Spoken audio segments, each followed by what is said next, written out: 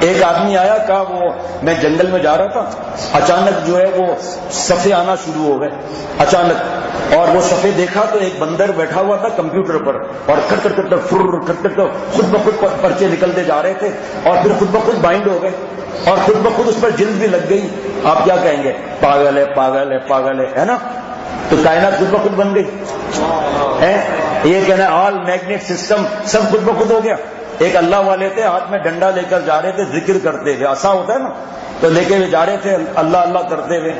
تو ایک ڈہریا کمیونسٹ ذرا زیادہ نالج رکھنے والا کہ مولانا بس کرو بس کرو، آل میگنیٹ سسٹم، یہ سورج کا گھٹنا بڑھنا، یہ چاند کا گھٹنا بٹنا، آل میگنیٹ سسٹم، رات بڑی ہونا، دن چھوٹا، دن بڑا، رات چھوٹی، آل میگنیٹ سسٹم. بارش آ رہی ہے، آل میگنیٹ سسٹم. سمندر میں اتنا کھڈا کس نے کیا؟ اتنا پانی کون لایا؟ 50% سالٹ کس نے ملایا؟ یہ لہریں کس نے بنائی؟ آل میگنیٹ سسٹم. بچہ بھی پیدا ہو رہا ہے، میگنیٹ سسٹم. اس اللہ والے نے جو ڈنڈا مار دیا زور سے سر پر. اے مولانا یہاں تو بڑا چلتا ہے وہاں، جب بات نہیں پہنی تو ڈنڈا بھی مار دیا. کہا ہم نے کہا ڈنڈا مارا بھائی، مولویوں کو جھوٹ بولتا ہے، اس کا مطلب باقی کو جھوٹ کی اجازت ہے. بہت سے لوگ کہتے ہیں کہ بھائی میں تیرے ساتھ جھوٹ نہیں بول سکتا، تو اس کا مطلب دوسروں سے بولتا ہے نا بھائی. خود ہی منہ سے کہہ رہا ہے میں تیرے ساتھ، میں مسجد میں کھڑا ہوں، میں مسجد میں جھوٹ نہیں بول سکتا، تو مسجد کے بعد جھوٹ بولتا ہے.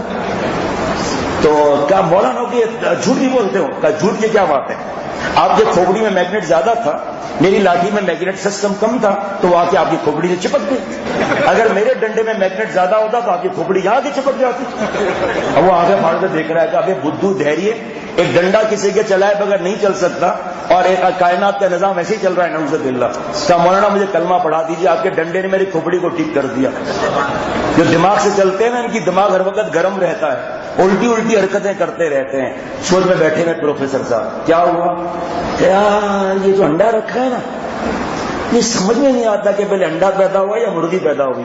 وہ تھا چالاک، اس نے انڈا لیا کہ بیٹا میں تو جاتا ہوں یہ بوائل انڈا کھانے کے لیے، تو سوچتا ہی رہے کہ پہلے انڈا پیدا ہوا یا مرغی. اب انڈا کھا، تجھے سوال جواب کی کیا ضرورت ہے بھائی؟